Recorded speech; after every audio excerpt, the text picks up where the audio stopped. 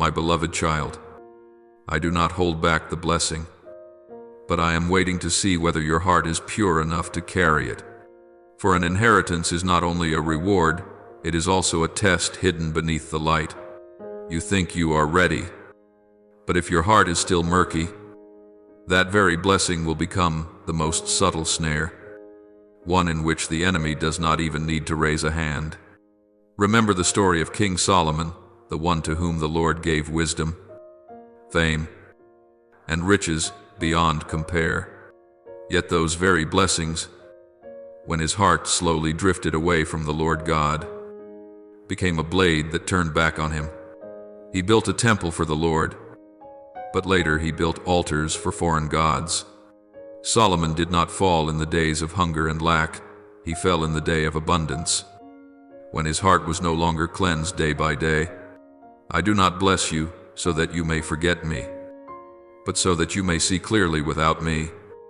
Every blessing becomes a sentence of judgment. There are seasons when I deliberately hide you from the eyes of people. You call it abandonment, but in truth I am shielding you from jealous eyes that are waiting to devour the very seed of blessing that has just begun to sprout. Those who once were close suddenly step away. Your words seem to lose their weight, and your heart is bewildered, Lord. Do you still remember me? Yet, my child, it is in that shadowed place that feels like being forgotten that I am hiding you under the shadow of my wings, so your inheritance can mature instead of being miscarried halfway. If you hastily chase the spotlight before its time, you will burn up the season of preparation I have so carefully arranged for you. There will come a time when I cause some people to leave your life and you cannot understand why.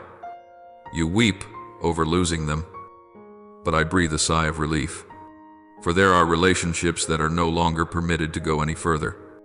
I cut them off not because I am cold, but because I see clearly that they would become leaks through which your blessing is drained.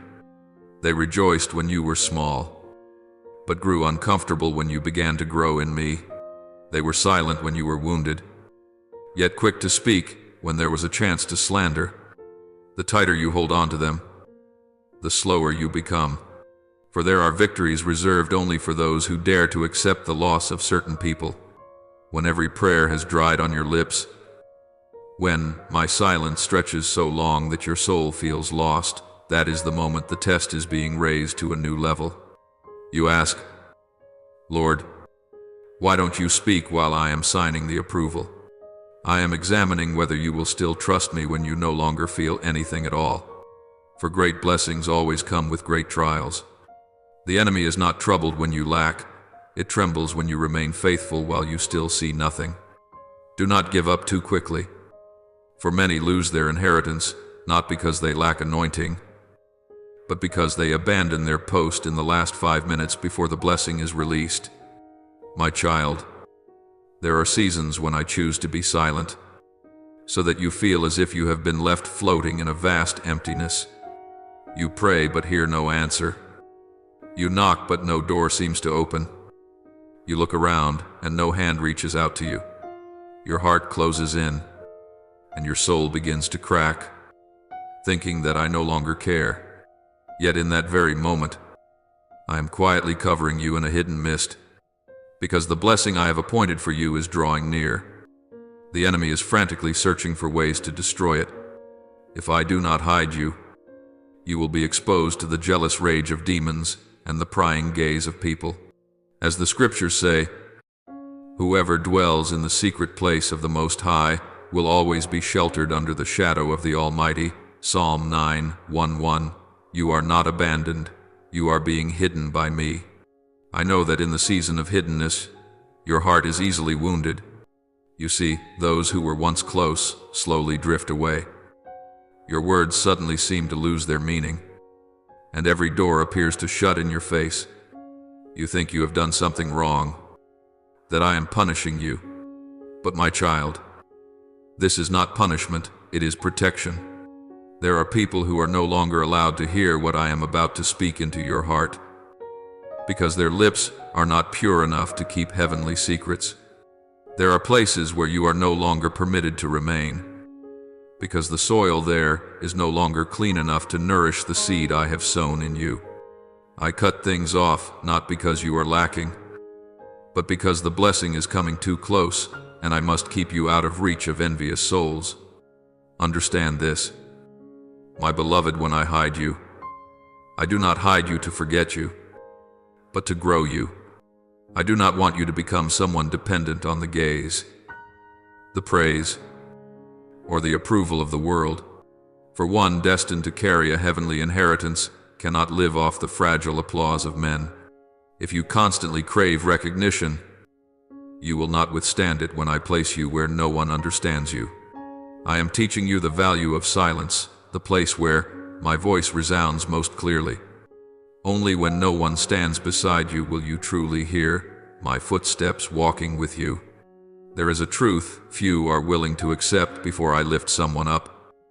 I always lead that person into a hidden place, just as Moses was placed by me in the cleft of the rock when my glory passed by, so that he might survive the weight of divine splendor. Exodus 3:3-2. You too are in that cleft of the rock. It is dark and narrow, yet safe. You see only the backside of events, while I am doing what no one else knows.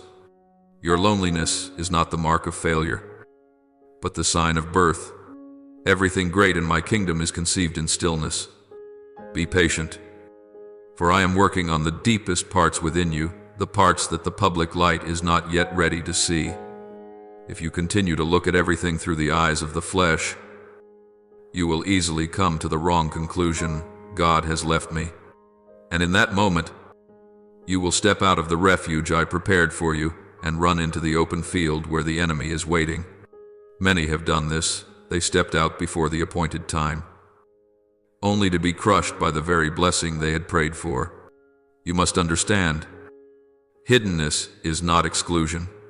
It is the process I use to safeguard the most precious thing being formed in you.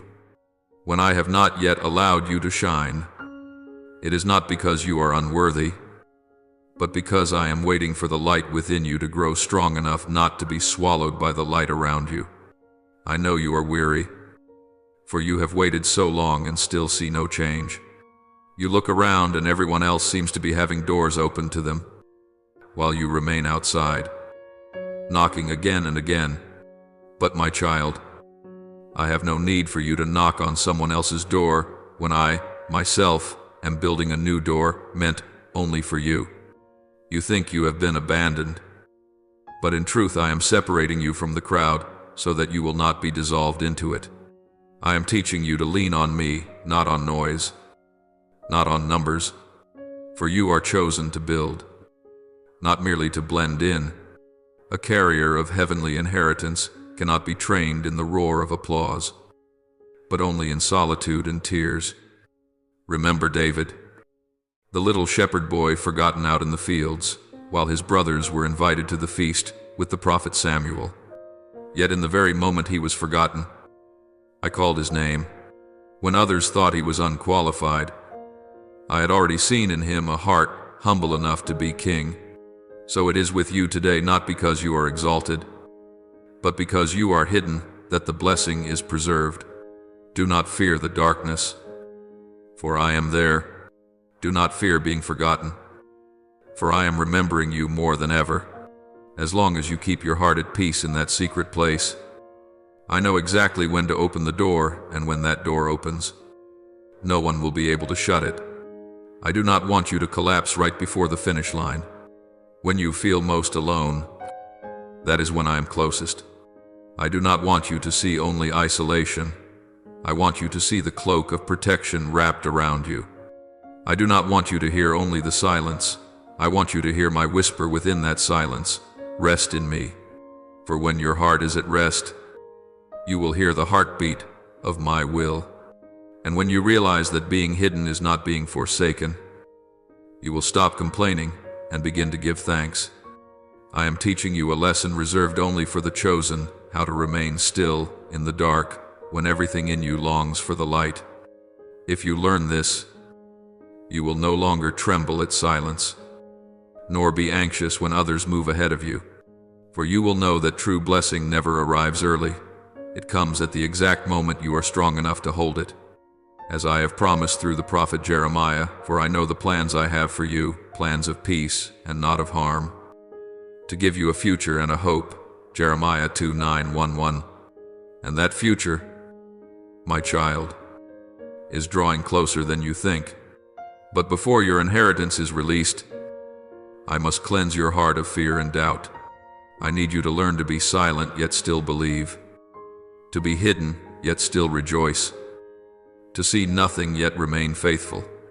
For only hearts refined in hiddenness are strong enough to keep the blessing without letting the blessing destroy them.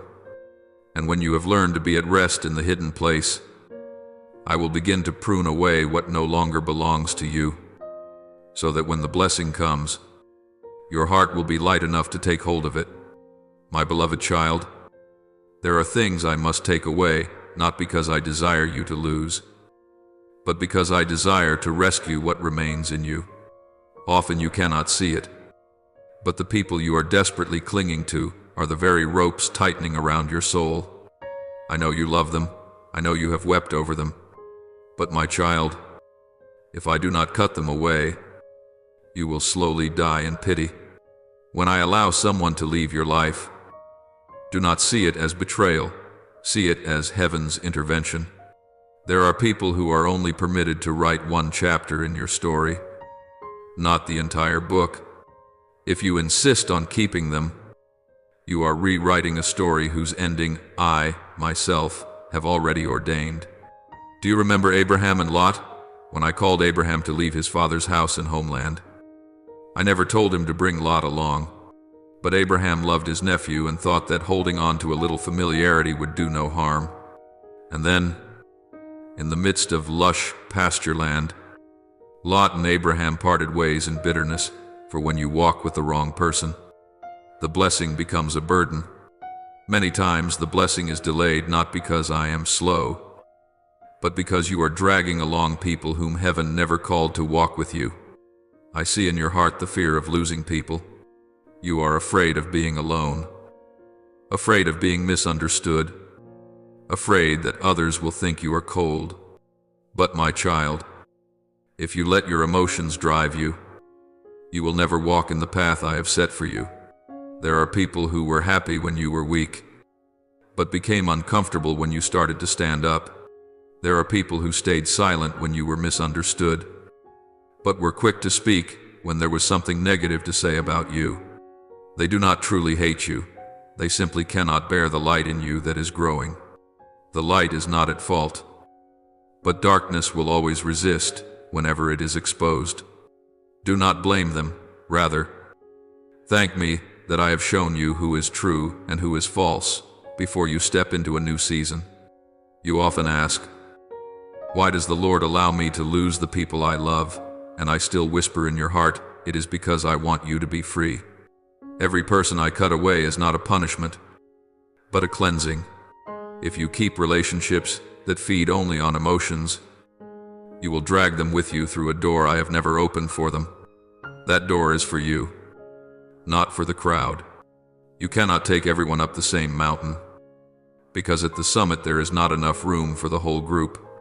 Just as Jesus, when he went into the Garden of Gethsemane, took only 3 close disciples with him, and when he drew near to the deepest place of prayer, he himself went on alone. There are stretches of the journey where no one is allowed to walk with you. No matter how much you love them, I want you to learn a lesson that few understand. True love does not always mean holding on. Sometimes it is knowing when to let go. You are not losing them. You are placing them back into my hands. You are not pushing them away. You are returning them to where they belong. When I sign the order to cut something off, it is because I see in advance what you cannot yet see. You see them as kind and loyal, but I see the fractures in their heart that, if you stay too close, will cause you to break with them. I know there are promises between you and them, but I also know that my word matters more. A covenant bound only by human emotion will never outlast a promise that has been written in the blood of the Lamb. I want you to look back at yourself. Why do you keep holding on to people who are no longer walking the same road? Is it because you are afraid that no one will understand you? Or because you have not truly believed that I am enough to fill every empty space? When you try to tie back together the cords I have already cut, you are making yourself an enemy of my work. You say you just want peace, but in truth you are afraid of losing control. You say you want to love as the Lord commands, but in truth you are avoiding the pain of letting go. Understand, this love does not mean attachment. When I tell you to love, I do not tell you that you must keep. Do you know what happens when you cling to relationships I have already stamped, finished? Blessing begins to be contaminated. Spiritual secrets are shared with the wrong people. Words you speak in sincerity are twisted into weapons used against you. The enemy does not need to attack you from the outside. It only needs to use those close to you to slowly drain your strength and your faith. I have seen so many people fall, not because of great battles, but because they could not bring themselves to let go of those who once laughed with them in the past. You must never forget there are faces that were a blessing in the old season, but become a hindrance in the new. I am purifying the circle around you, not so that you would lose, but so that you would overcome. Not so that you would be lonely, but so that you would not be deceived. There are people who come into your life only to help you see your own lessons. When they leave, the lesson remains. I want you to remember you may love anyone, but never let that affection grow bigger than my voice. If I tell you to let go, do not ask why, because sometimes the answer is revealed only after the tears. And if you still do not understand, look again at Abraham. Only after he and Lot parted did I speak. Lift up your eyes and look. All the land that you see I give to you and to your descendants. Genesis 1:3-1-4:15. Blessing was released only after the bonds had been loosened. Do not be afraid of the empty spaces. I do not take away to leave you empty. I take away to make you clean. Wherever you are willing to lose, there I will place true blessing. Wherever you are willing to hurt, there I will make all things new. But if you insist on holding on to what is already dead, I cannot pour living blessing into you. I cannot pour new wine into old wineskins. You must allow me to make them new, even if that process makes you bleed. Trust that the wound of today is the doorway to the glory of tomorrow. And when you have learned how to let go, you will taste a strange, unshakable peace. You will no longer weep over those who leave, but will give thanks that I let their true face be revealed early. You will begin to discern who is truly called to walk with you and who has only been feeding off the blessings on your life. You will learn to choose silence instead of arguments, to choose prayer instead of complaint, because you know that I am clearing the table to prepare a new feast. I tell you this, so your heart may rest. No loss in me is ever meaningless. Every person I remove is a weight you no longer need to carry. Every door I close is a wrong road you will not have to pay for. Every tear that falls when you release is a seed I am watering for the next season. So do not regret. Do not panic. Do not try to go back. You do not need old relationships to be complete. You only need me, the one who never changes. And when your heart has become light, you will hear me more clearly. For true blessing never comes with noise and chaos. It visits the hearts that have been cleansed of bondage and jealousy. The more you learn to let go, the closer blessing draws near. And in that stillness, you will begin to realize I am not only teaching you to release people, I am teaching you to release your own ego, so that you may be humble enough to keep what I am about to entrust to you in the new season. For there are things, my child, that can only be unlocked once you dare to move forward, even when no one else walks with you. And from the moment you truly learn how to walk alone in me, blessing will no longer be blocked, because now, no hand but mine has the right to hold your life. My beloved child, one of the most subtle traps the enemy sets is to make you think that my silence is proof that I am doing nothing. It whispers, God has forgotten you. Maybe that promise was just your imagination, and then your heart begins to waver. Your faith starts to crack bit by bit, like a small lamp whose oil is running out. But I say this to you, my silence never means my absence. When you do not see me moving, that is when I am arranging all things in depths your eyes cannot reach. Like a seed buried in the soil, no one sees it sprouting. Yet in the darkness it is growing. I know you are tired of waiting, waiting for the promise to be fulfilled, waiting for the door to open, waiting for what I have spoken to become reality. With each passing day, your heart feels weaker, and you begin to ask yourself, maybe I misunderstood God's will, but my child, you are not wrong. You are simply walking through the hardest part of the test. Every promise of mine must pass through the fire of time, so that faith may be refined like pure gold. If I gave you the blessing the moment you asked, you would never learn how to keep it. Waiting is not delay.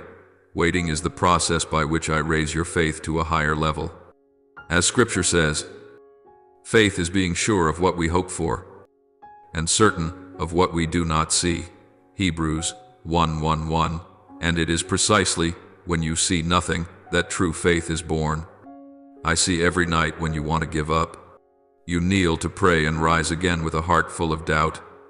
You think, maybe I am not good enough, or maybe God reserved that for someone else. But my child, I never chose you because you were good enough. I chose you because I wanted to reveal my kindness through you. What you are waiting for is not a reward for perfection, but the fruit of faithfulness. I am teaching you a kind of faith that does not rest on outcomes, but on relationship. When you are still chasing results, you will be anxious. When you are only seeking me, you will be at peace. For if you have me, you never truly lack anything. Many think that faith is standing firm in the midst of a great storm, but true faith is remaining on your knees even when you have no strength left. When you are exhausted and still believe, that is when heaven is signing decrees. I am not silent just to test you. I am silent to position you. That silence is a test of love. Will you remain when there is no more comfort, when all signs disappear and only my word remains? Will you still hold fast, my child? Do not fear the silence. Fear losing your faith in the waiting. For if you give up in the final minute, you will never know that with just one more moment. I was ready to step in. I have seen many stop right before dawn. They have walked almost the entire journey, then turned aside because they were tired, impatient, thinking I was too slow. They search for solutions that are easier and faster, but in that very place, they lose their true inheritance. You must not follow that path. Remember Abraham, who waited for years for the promise of a son. When his heart grew impatient, he listened to his wife's idea and brought forth Ishmael, and that decision brought many troubles upon his descendants. Sometimes what comes faster is not what is right. I work within time, but I am not bound by time.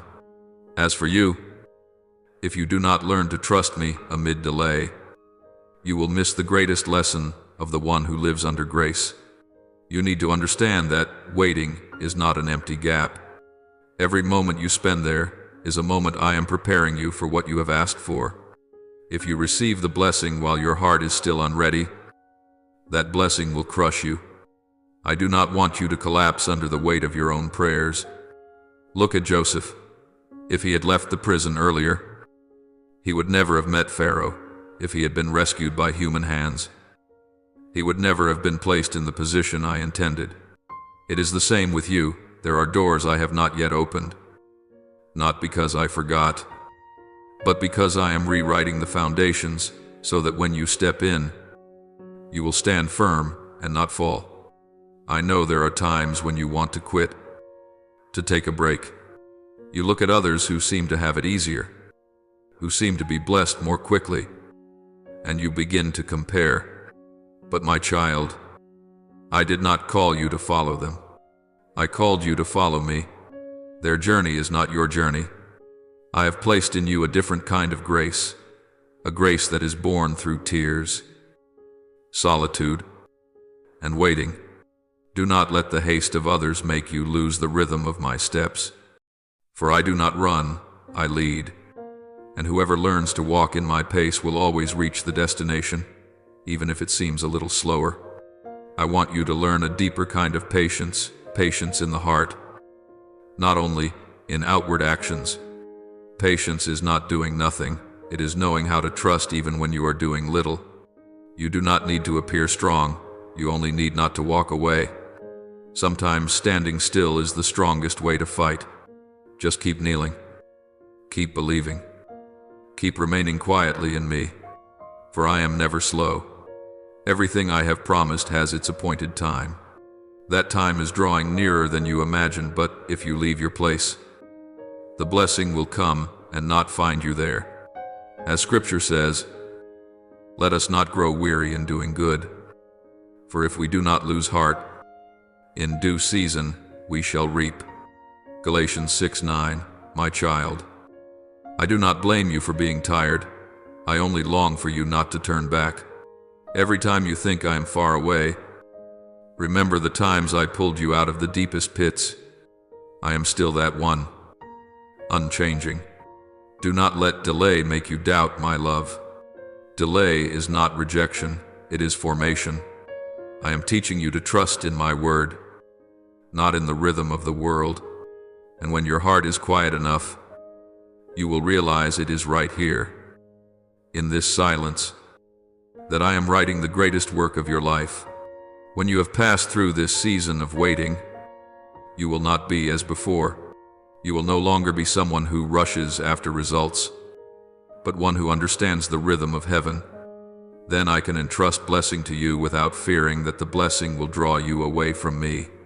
For I will have seen that your heart no longer seeks success, but seeks my presence. And that, my child, is the sign that true blessing is ready to be unveiled.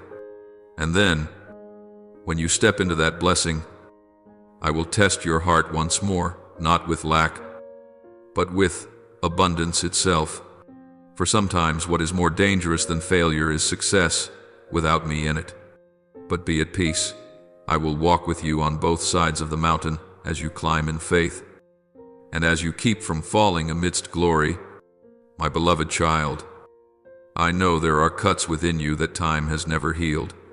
There are words spoken over you when you were still small that still echo like a verdict in your heart. You'll never do anything. Faith is just an illusion. You were born ordinary, words that seemed harmless, yet they took deep root in your soul, making you forget your true image in me. You do not realize that every time you believe those words, you are letting the enemy rewrite your own definition. It does not need to bind you with visible chains if it can make you believe you have no value. You will lock your own heart, but I declare, you are a marvelous and astonishing creation. For my works are truly wonderful. Psalm 139:14, you are not a mistake, you are my masterpiece. You think those words have passed, but they are still quietly directing your reactions today. When someone looks down on you, you immediately shut your heart. When someone praises you, you cannot believe it. When I call you to step out, you tremble, because the memories of long ago still whisper, you are not enough. In that very moment, you have forgotten that my word is stronger than any human voice. You are living like a prisoner, even though the door of the cell has long been opened. Many around you do not hate you at all, but you look at them through the lens of old wounds. You are haunted by the fear of rejection to the point that you reject the very opportunities I send you. Do not let the shadows of the past cover the light of the present. I see you trying to be strong, trying to prove your worth through success, through effort, through blessings. But my child, if the deepest motive in you is still to show them, you are still bound. I did not call you to prove yourself. I called you to live true in my grace.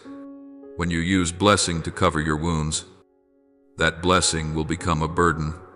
For I do not give you blessings so that you can run away from your memories, but so that you may use them to bring healing to others. You do not need success in order to have value. You have value. And that is why I entrust you with an inheritance. And true blessing only comes when you no longer need to be recognized, but only need to be found in me. Do you know why the enemy likes to use words to wound you? Because it understands that the true battlefield lies in the mind. When negative words slip into the heart, they take root and gradually become truth in the way you live. If you believe you are weak, you will live like one who is weak. If you believe you are unworthy, you will reject every opportunity. And so the enemy hardly needs to attack. It simply lets you defeat yourself. But I want you to know this: no weapon that is formed against you shall prosper, and every tongue that rises against you in judgment, you shall condemn. Isaiah 5:4-1-7. People's words have no authority over your life unless you agree with them. My dear one, the memories of being humiliated, misunderstood, abandoned, I see them all. I do not turn away. Every tear I gather, but I do not want you to live there forever. If you keep holding your pain, you will turn it into your identity. You will confine yourself to the frame of the one who was wounded, while I have already called you the one who is healed. People may speak about you according to what they see, but only I have the right to define you. And my definition has never changed. You are the child of the king. Look at Gideon, the one who said, "My clan is the weakest, and I am the least in my father's house." Judges 6:1-5. But I looked at him and said, "The Lord is with you, mighty warrior." Do you see, I did not call him according to his situation, but according to the potential I had placed within him. In the same way, my child, I do not call you according to your past, but according to the destiny I have written. The question is, whose voice do you listen to, more the voice of people or mine?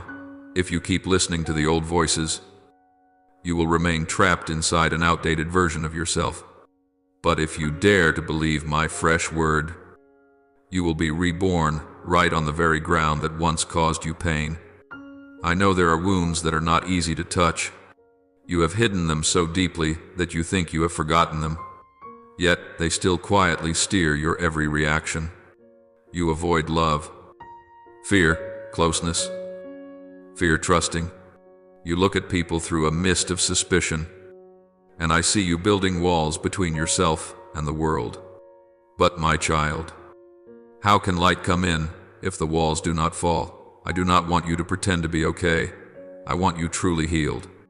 Let me touch the parts you do not dare to speak of. Do not be afraid, for I do not come to condemn, but to heal. Every part of you that you think I will reject is precisely the place where I want to begin again. When I heal, I do not merely mend, I make new. I do not simply erase memories, I rewrite their meaning. What once caused you shame, I will turn into testimony to grace. The pain that once silenced you, I will turn into a voice that awakens many other souls. I will make those who once despised you have to confess, only the Lord could have done this. But for me to do this, you must allow me to touch you. You must stop your self-protection, for it is your defenses that have kept you imprisoned longer than the original wound. Look deeply within. Are you afraid of what people will say? Or are you afraid to face yourself, if you know who you are in me? Human voices will lose their weight. If you understand that blessing is given to glorify me, you will no longer need to prove anything. I do not need you to be perfect. I need you to be real, for I can only touch the parts you dare to bring into the light. Do not fear the light. It does not come to burn you, but to cleanse you. When I begin to give you an inheritance, I do not only give money or position, I give back to you the true worth that the world has stolen. My blessing is not only in material things, but in freedom, freedom from shame, from fear, from having to play the role of the strong one that I never asked of you. When you are freed from the chains within, every blessing on the outside will endure. If your heart is still torn, blessing will be like a beautiful garment thrown over a wounded body. But when your heart is healed, you will wear blessing like a robe of glory, without fearing that it hides the truth. My child, let me say this to you in the quiet. No one has the right to define you but me. No word, however bitter, can erase your name from my hand. No past is strong enough to break the plan I have written. You are not what people say you are what I have spoken. And I have spoken, you are loved, you are chosen, and you are sent. When you believe this, every invisible chain will fall. You will stop seeking your worth in human mouths and begin to find it in my eyes. You will stop fearing failure, because you know you are already accepted. And then you will see when the heart is healed, it begins to draw what is pure. The people who come near you will not come for advantage, but for the light within you. For a healed heart is a place where I can dwell. And my child, when that heart has been washed clean, when old words no longer rule over you, I will pour out blessing to the point that nothing can hinder it. But when blessing comes, you must remember blessing can lift, but it can also destroy. Therefore, keep your heart soft, so that blessing does not pull you away from me. For what is truly fearful is not when you are in lack, but when you are in plenty and forget the one who gave you everything. My child, there is something I must say to you very gently, yet very plainly. The enemy does not only know how to use lack to bring you down, it is also very skilled at using prosperity to draw you away from me. In hardship you seek me. You weep before me. You cling to me as the only place left. But when doors begin to open, finances flow in, and opportunities multiply, your heart quietly shifts its center. You do not say it aloud, but deep inside you begin to believe that you are fine now, that you can manage on your own. It is there that blessing begins to be distorted from a gift I gave you into a throne on which you sit to feel higher than others. The blessing has not changed its nature, but your heart has changed. And so the blessing becomes a sweet kind of judgment. I see each step you take as you enter this season of favor. At first, you were still trembling, still praying before every decision, still asking me about even the smallest things. But then your schedule grew fuller. The calls came more often. The invitations widened.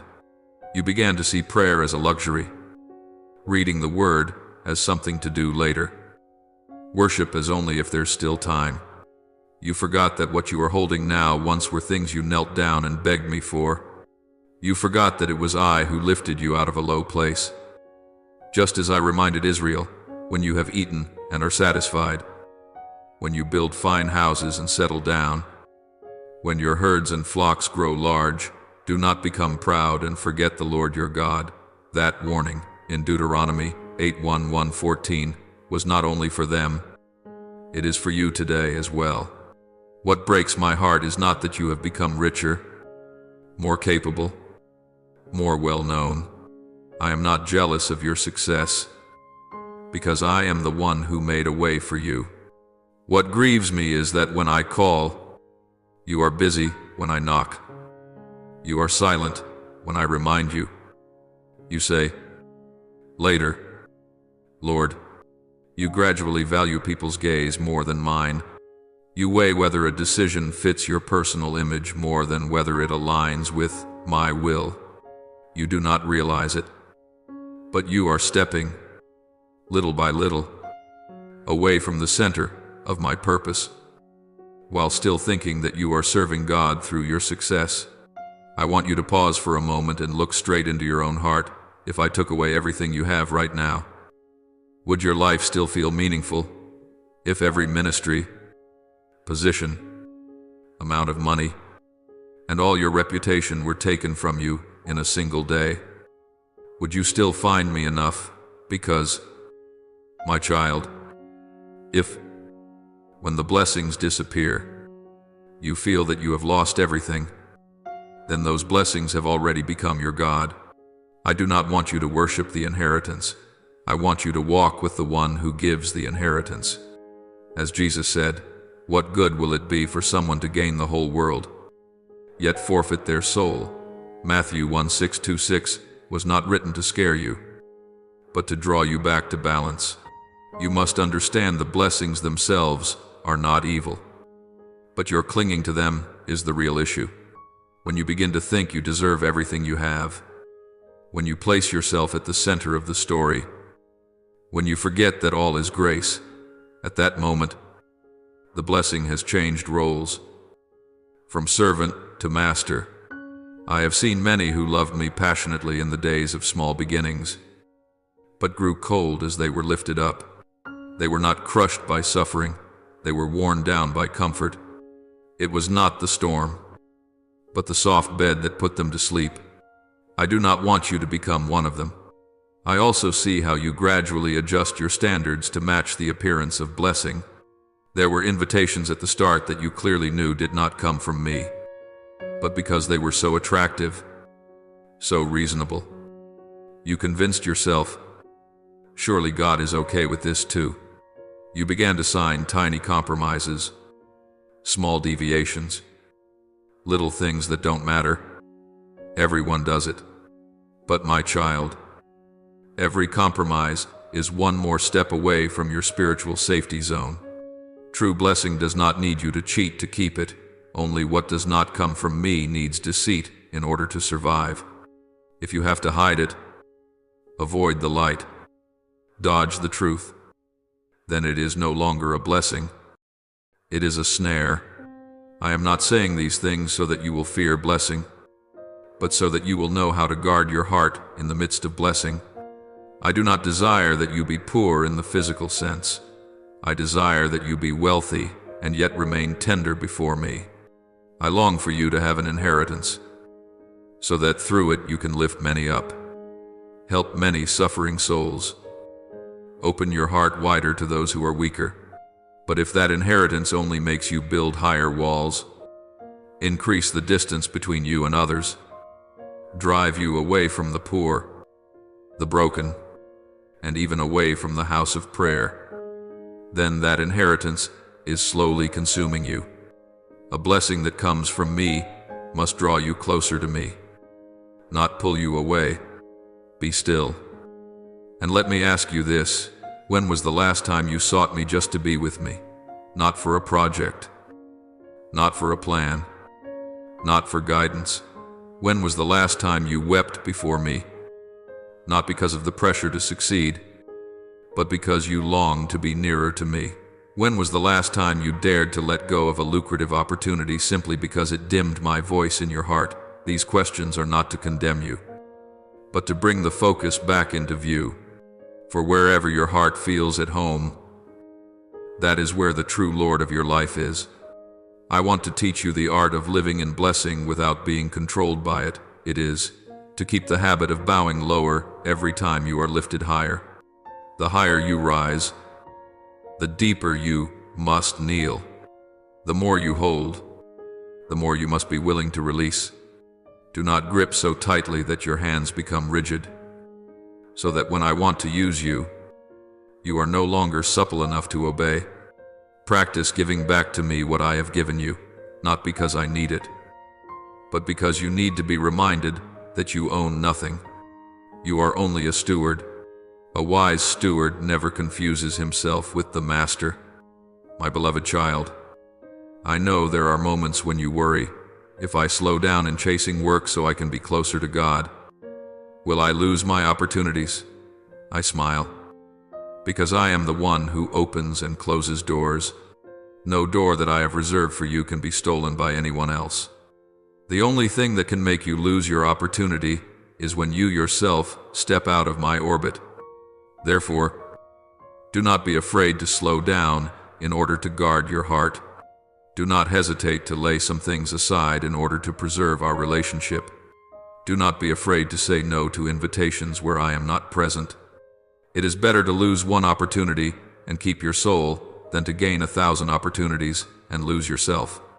As the reminder given to the rich in 1 Timothy 6:17 says, "Command those who are rich not to be arrogant, nor to put their hope in wealth, which is so uncertain, but to put their hope in the living God."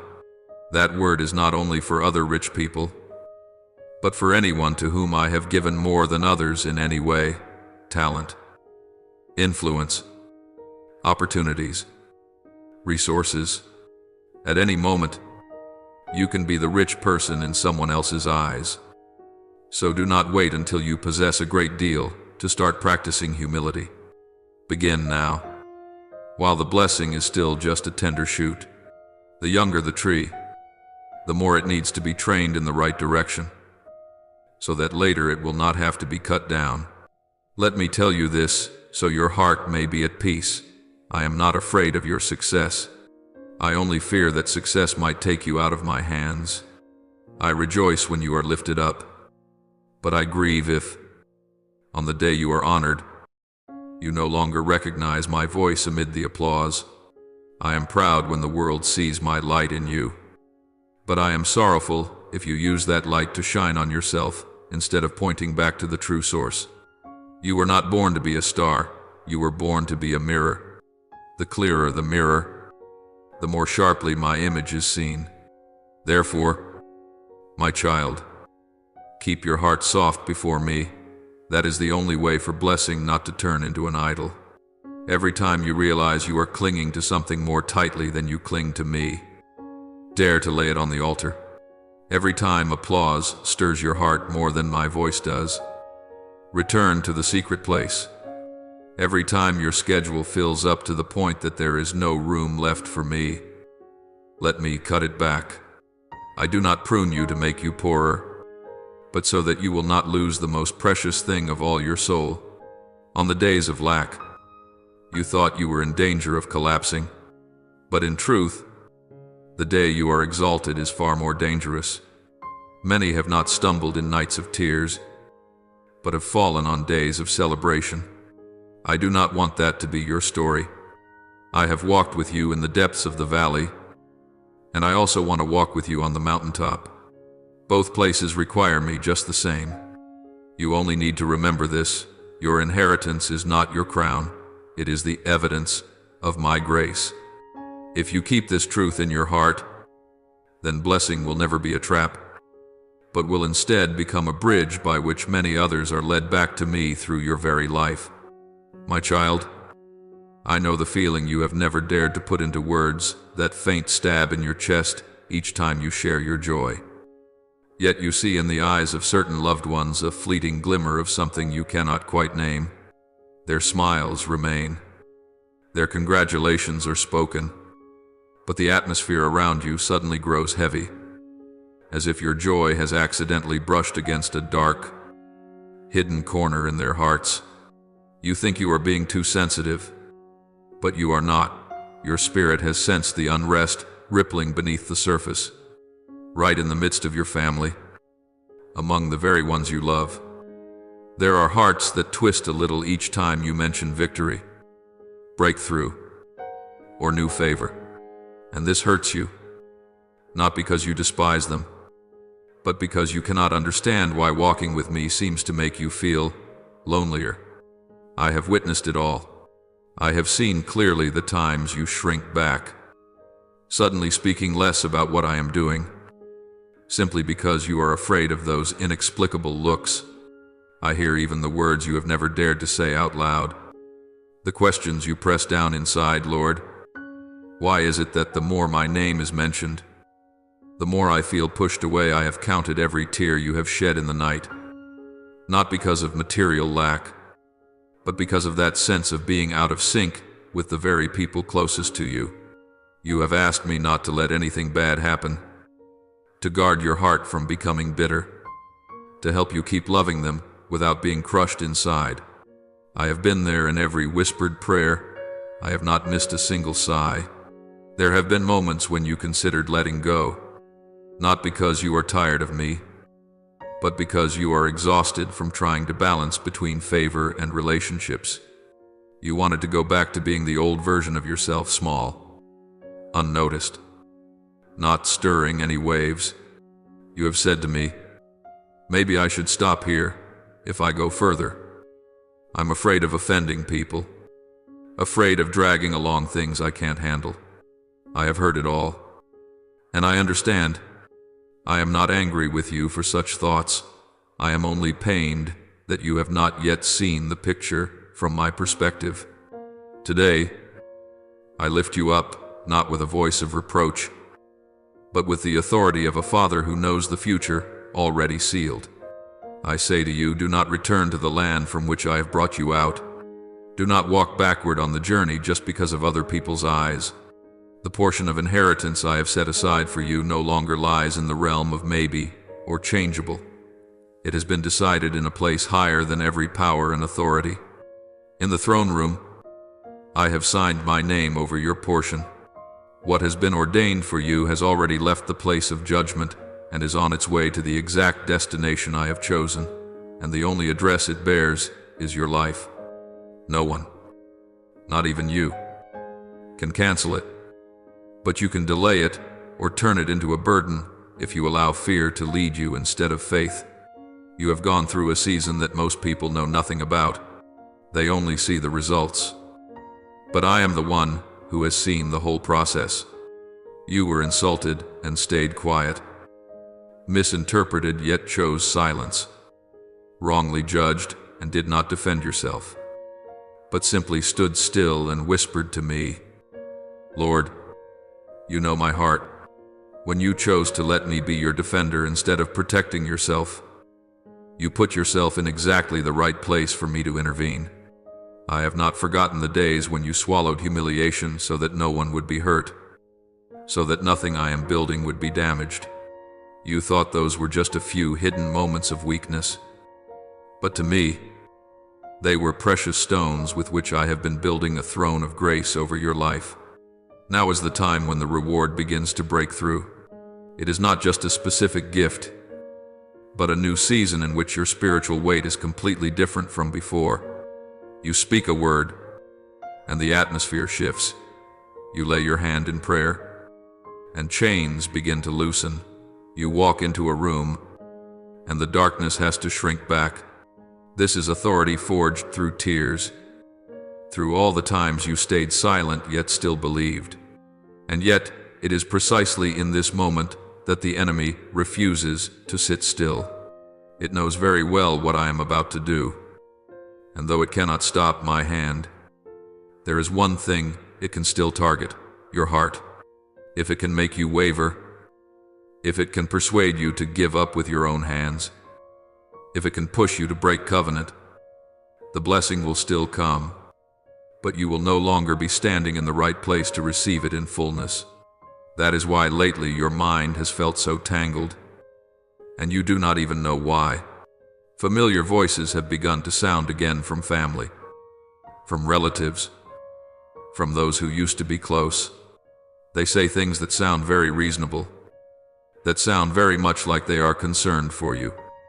But deep inside, you can feel the hidden point of the spear. Some tell you not to be so extreme, not to give yourself so much, to live gently, to stop mentioning the Lord so often, to stop seeing everything as spiritual. Others lightly press on your fear of abandonment, pretending to comfort you while sowing questions. What if one day God doesn't help you anymore? If you fall, who will catch you? These words are like fine threads, but if they are wrapped around you enough times, they are enough to tie down a giant. He knows you love your family. He knows you treasure those people. So he borrows their lips to plant questions in your heart. If these things came from strangers, you would brush them off easily. But because they sound like the voices of those you honor, you begin to ask yourself, maybe I've gone too far. Maybe I should tone myself down a little to keep everyone happy. My child, listen carefully. Not every gentle word comes from me. Not every piece of advice from family fits the path I have marked out for you. The enemy is more cunning than you think. It rarely shows up with a horrifying face, but usually speaks with the voice of someone you do not want to disappoint. He will deliberately touch the old scars within you, perhaps memories of being criticized as a child. That time you were abandoned. That moment you were treated as insignificant. He stirs them back to life, making you fear that if you keep walking in my favor, you will be cut off from everyone, slandered more, misunderstood even more deeply. He will make you think, if only I would just stay normal, without blessings, maybe there would be less trouble. That is his strategy if he cannot stop me from blessing you. He will try to make you renounce the blessing, or live far beneath what I have already prepared. He whispers that I do not really care, that I do not see your weariness, that I am only using you as a tool. Those words are not truth. They are venom aimed precisely at the place where you are most fragile. I need you to understand this clearly. You are under no obligation to believe any voice that makes you doubt my love, no matter how close that voice may be. You are allowed to honor people, but you are not allowed to exalt their opinions above my word. I am not asking you to oppose your family, nor am I asking you to despise anyone. I am simply telling you not to let any human being, even the one you love most, hold the right to direct your spiritual life in my place. When you let someone stand in that position, you are the one placing the key to your life into human hands, when it belongs only in the hands of the one who created you. Return to the secret place, to where it is just you and me, so you can recover the plumb line of your soul. There you will recognize the difference between my voice and every other voice. My voice may correct you, may press on painful places, but it always gives you hope, always draws you nearer, always leaves you knowing that, even though it is hard, you are not rejected. The other voice does the opposite. It makes you shrink back, makes you ashamed, makes you believe that the safest thing is to stop moving forward. My voice lifts your head. The other voice makes you stare at the ground. My voice imparts peace. The other voice sows confusion. Once you learn to discern this, every strategy of the enemy will be exposed. I have never promised you that everyone will be pleased when you step into your inheritance. In fact, the closer you draw to what I have ordained, the more people there will be who do not understand you. Some only see the surface, the compliments, the favor, the opportunities. They do not see the inner struggles, the times you die to your own ego, the midnight negotiations between you and me. They judge from afar, they compare, they envy. But my child, you are not alive to manage their emotions. You are alive to obey my will. And sometimes, obeying me means accepting being misunderstood for a season. What I am looking for in you is not a forced smile in front of people, but a heart that stays soft before me, even while you must be strong on the outside. I want you to guard yourself from bitterness, from contempt, from retaliation. You may look at someone and know they are not sincere, yet still choose not to resent them, still quietly pray for them, still maintain healthy distance without feeding hatred. That is the sign of one who has grown up in me, not letting someone else's darkness pull your heart down, and not allowing your wounds to turn you into a hardened person. I also want to remind you, do not shrink yourself down to fit other people's expectations just because you are afraid of being alone. You do not need to dim your light so their eyes will stop hurting. I did not lift you up so that you would have to ask each person for permission to keep going. If you curl yourself back every time someone feels uncomfortable, you will never complete the journey. Let me take care of their part. You simply remain faithful in yours. When you live true to your calling, some relationships will naturally change. That is not failure, but a necessary separation so that you can be free. Remember this, the inheritance I have for you is not just so you can enjoy life more. but so that you can become a channel of blessing to the very people who do not yet understand you. One day, those who once doubted you may be the very ones who come to you for prayer, for encouragement, for guidance. If you stop because of them today, you will not be able to become the answer they will need tomorrow. Look beyond the present moment. See them through my eyes not as enemies, but as wounded people who do not yet know how to handle the fact that someone else's name is being mentioned more than theirs. So, my child, do not collapse just because of a few uncomfortable looks. I have chosen you. I have written your name over this portion of inheritance. I have signed the decree in heaven.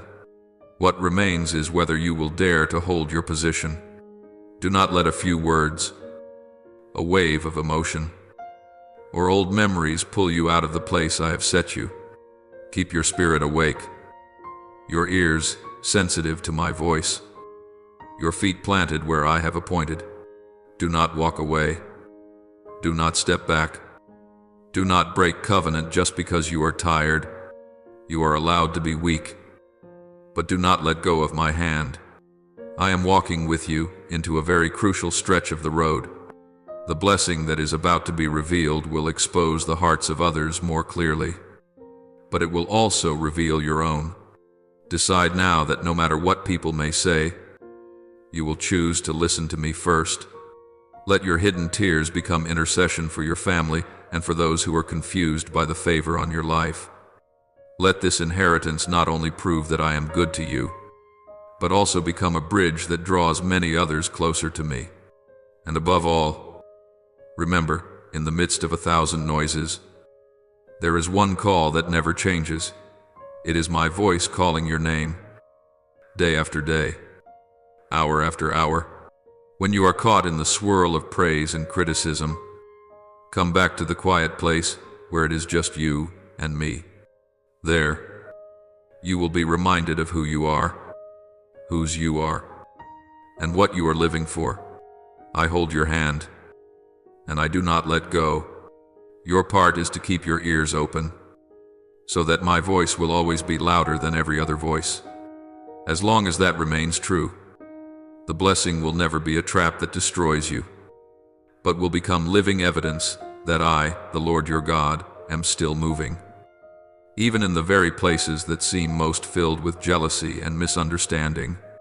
Listen now, my child.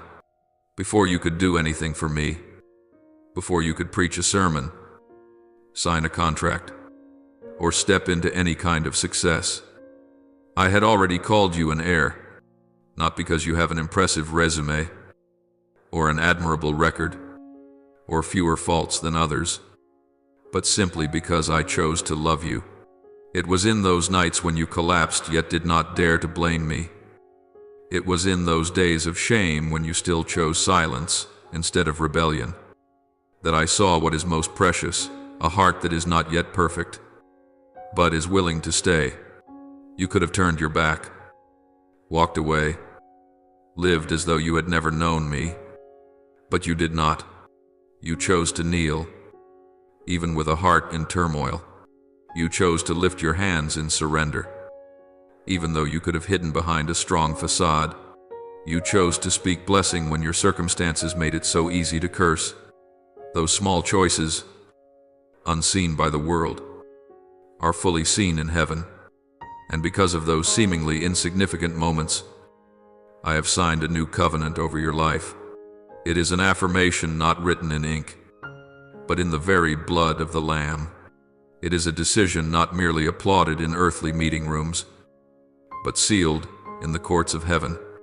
The hosts of heaven do not move according to your moods, but according to the decrees I have issued over you. When I declared that you are to receive the inheritance that belongs to me, all of heaven shifted. But you must understand this.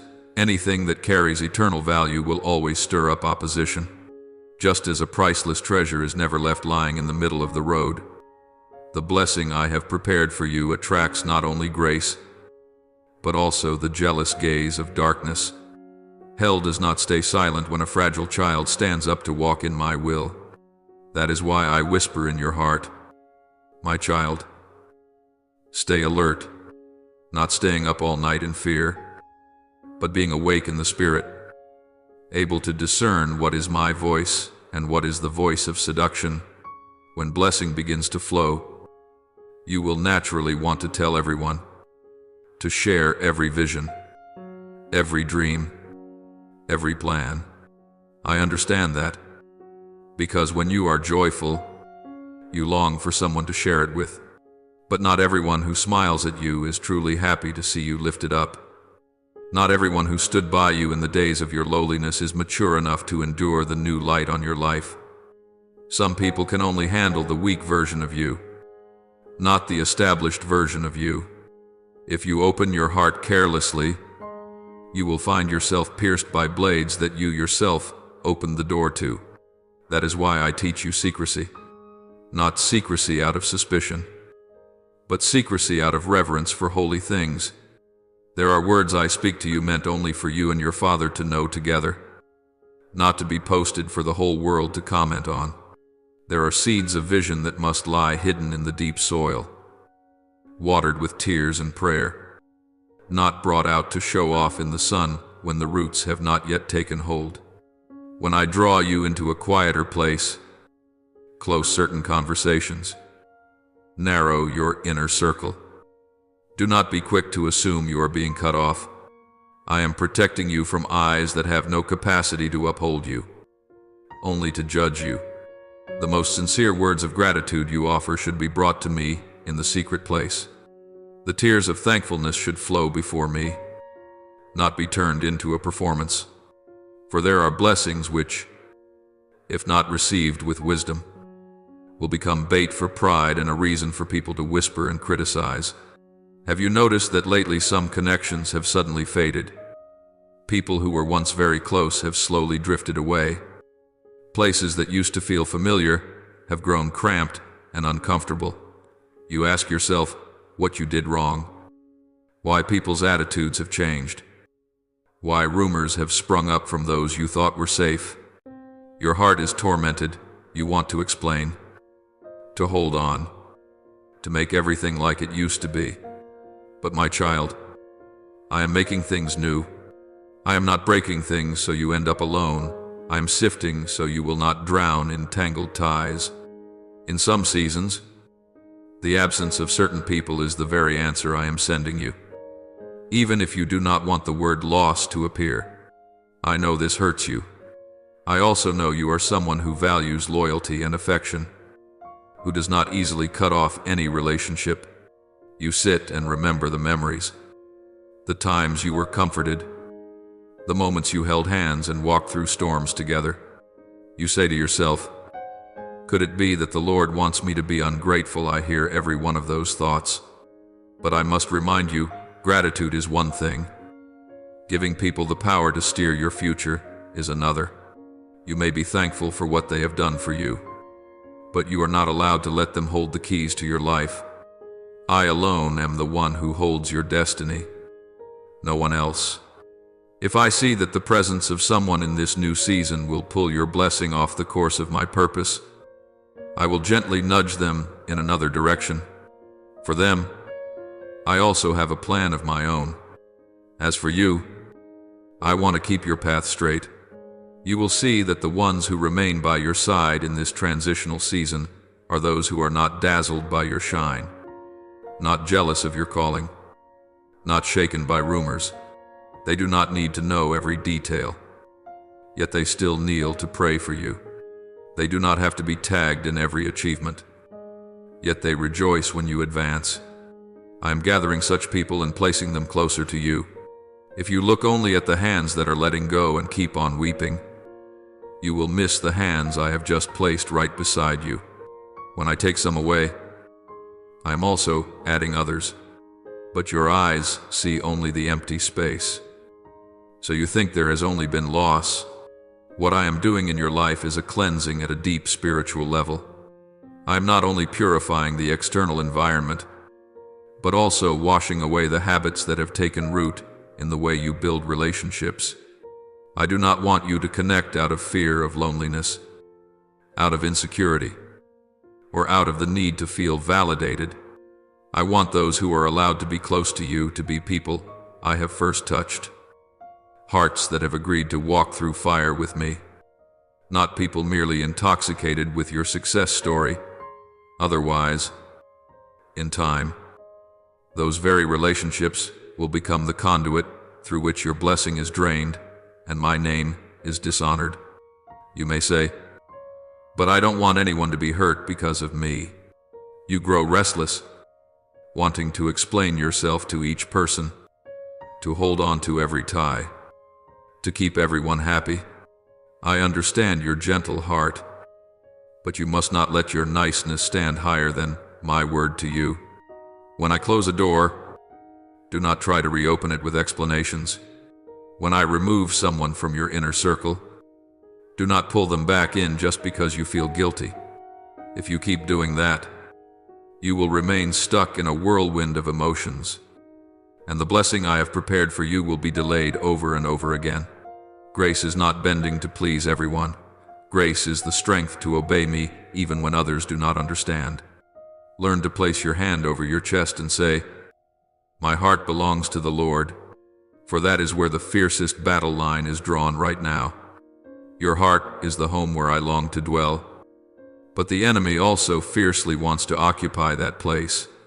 It will not come knocking with things that are obviously ugly, but with thoughts that seem very reasonable. Don't be so extreme. Everyone needs to be considerate. Just keep them around. After all, you owe them something. What if you've misunderstood them? It causes you to doubt the promptings that the Holy Spirit is placing within you, leaving you confused about whose voice to follow. In those moments, return to the secret place. Do not debate with the crowd. Do not seek the advice of those who have no life of prayer. Let me be the last one you ask, and the one you choose to obey. You must remember, you are not stepping into this inheritance as a hired servant earning wages, but as a child entrusted with a portion. I am placing into your hands what I treasure, inviting you to manage, expand, and care for it together with me. An heir does not live according to personal whims, but with the awareness, this belongs to the Father and has been entrusted to me. When you see everything that way, it becomes easier to let go of what does not help protect the shared estate. If a relationship, a habit, or an old promise threatens to draw glory away from me, you will have the courage to cut it off, because you know you no longer live for your small self, but for a kingdom greater than you.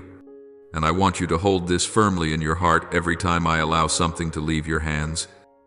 It is not to leave them empty, but to make room for something greater, purer, and truer.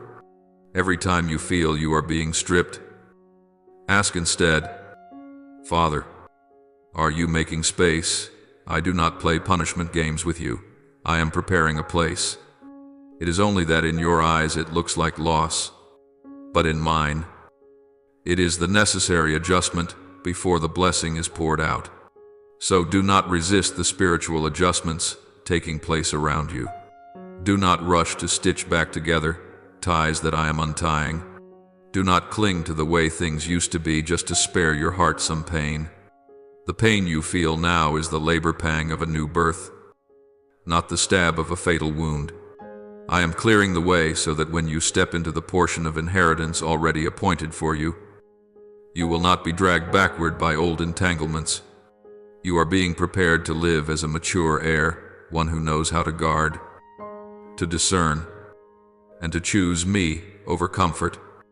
There will come a time when you look back that you will see everyone who remained by your side was a gift, and everyone who left, however painful their story, was part of my plan to preserve you. You will be grateful for both, yet your heart will no longer be bound to either side. And in that very freedom, you will realize that the inheritance is no longer some distant concept, but your everyday life walking, standing, deciding, loving, letting go all under my gaze. Then you will more fully understand what I whispered to you. From the beginning I chose you not for blessing to swallow you, but for you to rule with me over the blessing. You were not born to be controlled by what is given to you. You were born to join me in using those very things to bring many others out of the place where you once were. You yourself are the living proof that grace can pick up a wounded person, lead them through fire, cut away what is excess, and then place in their hands a share of an inheritance hell cannot destroy, so long as they keep their heart in the Father's hand. My child, quiet your soul for a moment and let me whisper this to you. What is coming over your life is not just a few small changes here and there, but a root-deep shift. The inheritance I am preparing for you is greater than anything you have ever dared to think about yourself. It will not only touch your finances, but also the way you see yourself, the way your family operates, the way people speak your name. I am arranging a new season in which the very things that once shamed you will be turned by me into testimony. Rooms in your home that used to be heavy with worry will receive a new atmosphere from my breath. Conversations that used to be filled with complaints will become filled with hope. The way you think, the way you respond, the way you choose everything will gradually be renewed as I pour my inheritance upon you. Your mind will no longer be a field of confusion as before. I am slowly intervening in your old patterns of thought, replacing them with understanding that comes from the Holy Spirit. You will begin to think, not as one who constantly fears loss, but as one who knows they have a Father in heaven. You will discover that you no longer ask, "Am I worthy of this?" but instead begin to ask, "Father, how do I use this in line with your will?" That transformation of thinking is the deepest part of the inheritance. For when your mind is renewed, you will know how to walk in blessing without being devoured by it.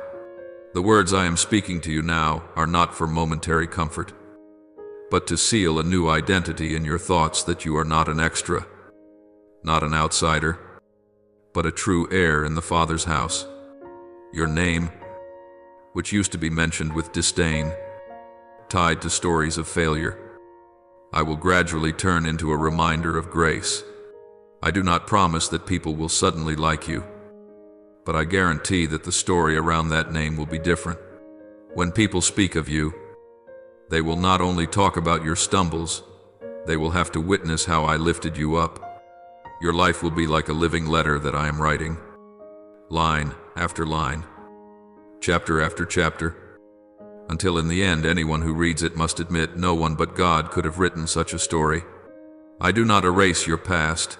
I use it as the fabric upon which I embroider new threads of glory and restoration. If, as you hear these words, your heart begins to tremble, as if something is burning gently inside your chest, that is not just a passing emotion. It is the Holy Spirit touching the deepest place you thought had grown cold. You are not mishearing, and you are not making this up. I am breathing a new spark into your soul, the spark of faith that your life is far from over, that what I intend to do is greater than what you have lost. When that flame begins to blaze, I invite you to respond, not only with the thought, "That sounds nice," but with a small action full of spiritual meaning.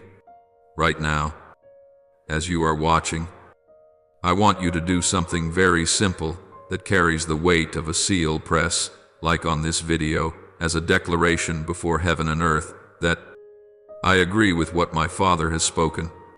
I receive the inheritance He has promised. I place myself on the side of that promise.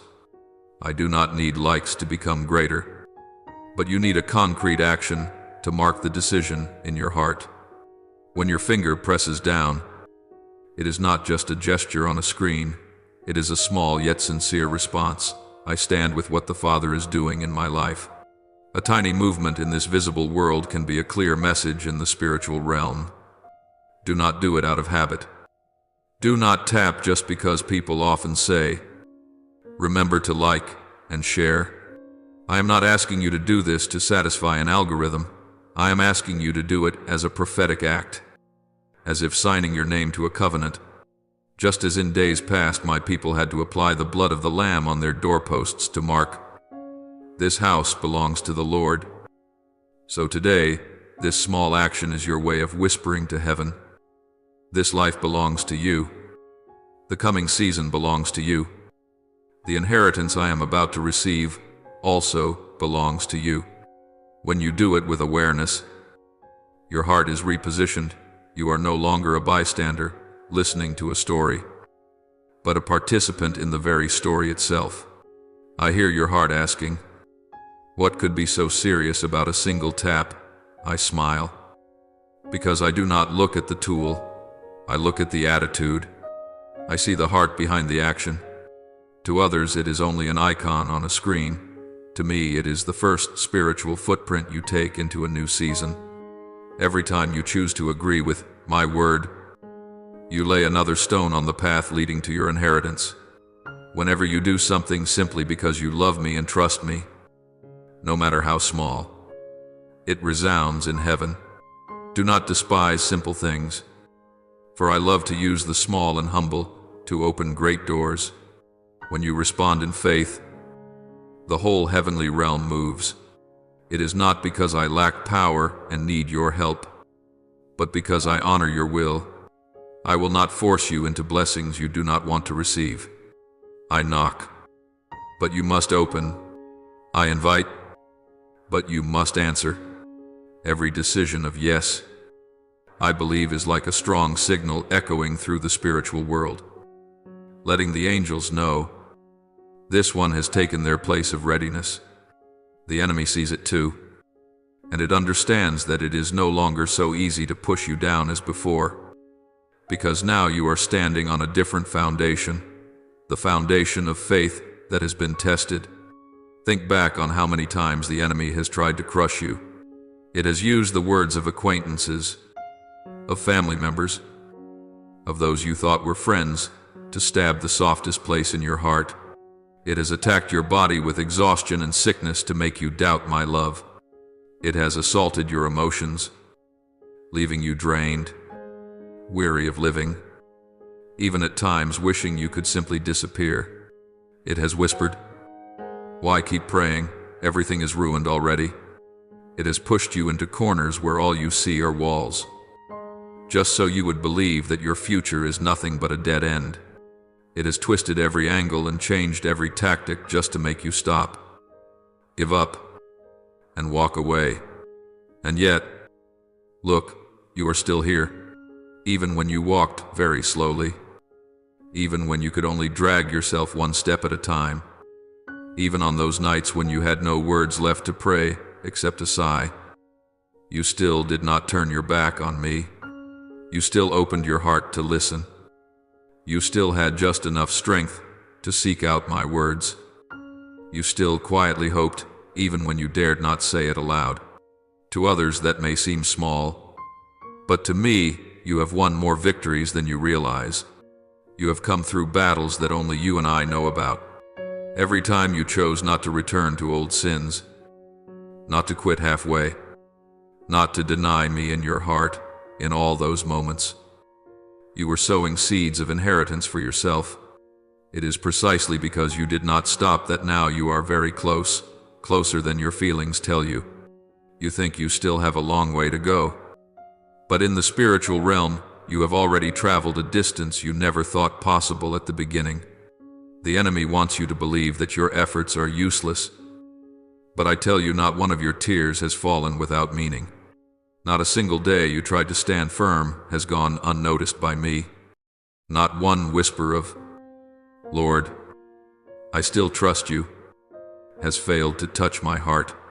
The inheritance that is coming is not because you are perfect, but because you have clung to me with perseverance, even in your clumsiness and weakness.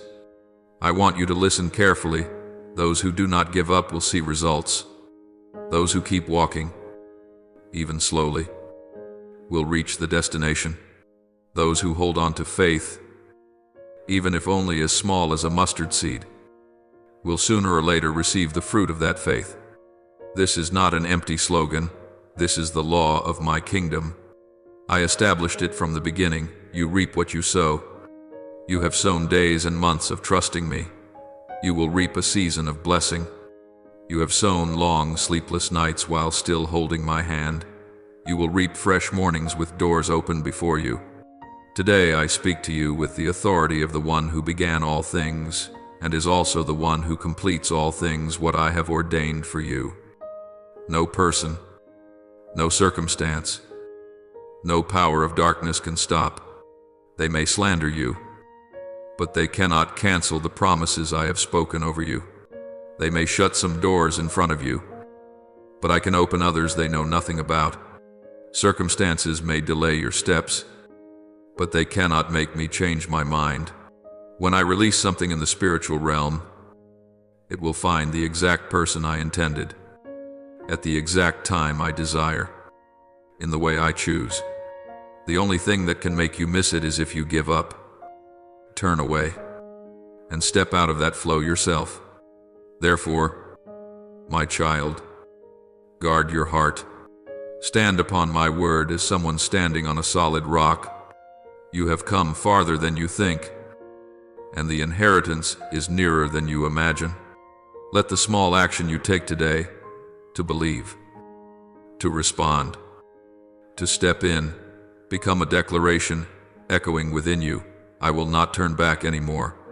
I will walk with you to the very end. And when you choose this, I will do the rest. I will protect, lead, correct, and uphold you so that the blessing does not become a chain, but becomes living evidence that your God always keeps His word. And in the midst of all, my warnings to you about the danger of blessing when the heart no longer stays tender. I also want you to know something very important.